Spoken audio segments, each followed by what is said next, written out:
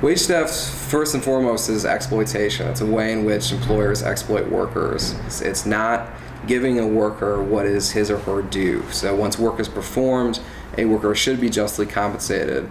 When an employer commits wage theft, he or she is essentially denying them what they've already done. They've already done work, they merit payments, and it's not giving it to them. Whatever community you live in, be it urban or rural, there is wage theft all around you.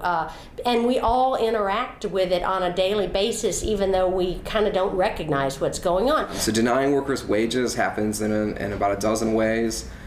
Some very common ways, some very blatant ways, others more sophisticated forms of shaving hours. So for example, simply not paying a worker wages is one way in which wage theft happens. So you finish a construction site, you're promised upon completion you're going to receive a paycheck, and you just don't get that paycheck. A los 2 meses me empezaron a dar excusas de que no estaba el patrón para que me pagara, pero nunca se me pagó mi salario.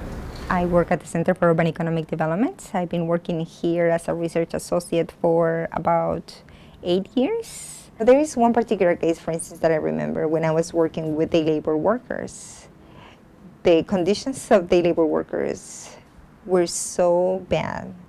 A lot of times people didn't even know how much they were being paid. The biggest dollar values that are stolen really are not paying overtime wages. So if you work more than 40 hours a week, most workers are entitled to overtime pay. Yo no sabía exactamente hasta que alguien me lo dijo, pero yo trabajaba muchas horas. Estaba recién llegado a Estados Unidos. Trabajaba 70, 80 horas a veces.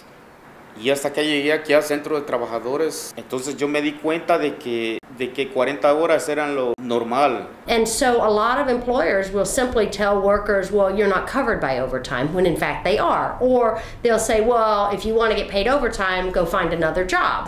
Y me dijo también más que si no quería seguir trabajando, ahí estaba la puerta. Y que afuera había cientos de personas que estaban esperando a que yo saliera para ellos poder obtener mi posición. The most common thing that we see is when workers don't receive the minimum wage, don't receive overtime, are forced to work off the clock. I was doing the work, but I was not getting paid for the work. When I request the funds for the work or the payment for the work in which I was doing, the management told me that I was a contractor, outside contractor. I never had the opportunity to write him a proposal or a contract for the work. No me pagaban en cheque, me pagaban en cash y pues desafortunadamente eso ocasiona que muchas veces estemos como que seamos invisibles en ese sentido en el área de trabajo donde estamos. One way we see employers getting around paying overtime is they pay the workers for their time, just not the overtime rate. They'll get a check for 40 hours, because that's documentation, right? That's evidence, and they'll get paid in cash for the rest of the time. And this worker came in to show us this. He brought his envelope from work, said, here's my check for my 40 hours, and here is my cash.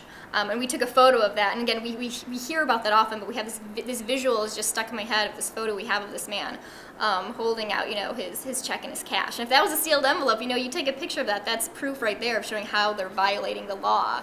We had some pizzeria workers that were actually getting paid above minimum wage, like $11 an hour, decent wage, but they weren't getting paid overtime, and in the end, the two of them were owed like $32,000. Cuando yo empecé a trabajar, despidieron a todas esas personas y me dejaron trabajar nada más a mí. Yo trabajaba 10 a 12 horas por día, porque vieron que estaban gastando mucho más dinero con las 3 personas que lo que iban a hacer conmigo, que se los hacía en 4 o 5 horas. Los días de mucho trabajo, por decir en Halloween o el Super Bowl, pues trabajábamos desde la madrugada, desde las 3, 2 de la mañana hasta las 8, 10 de la noche.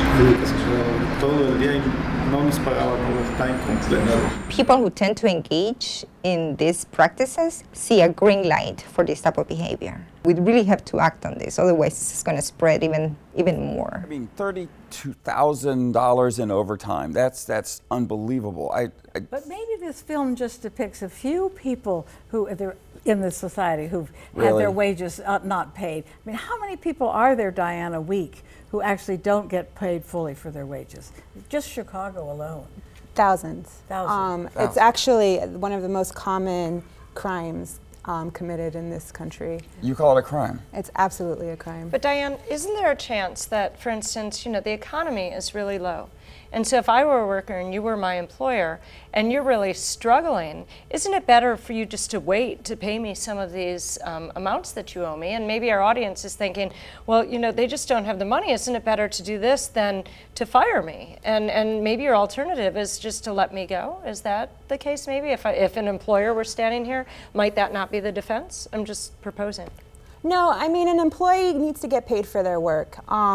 You know, even with the poor economy, there are ways to sort of not steal from your workers. I mean, you, as a business owner, there are definitely sacrifices that you have to make, but your employee is a paid worker, not a volunteer. Well, it's a contract. We have a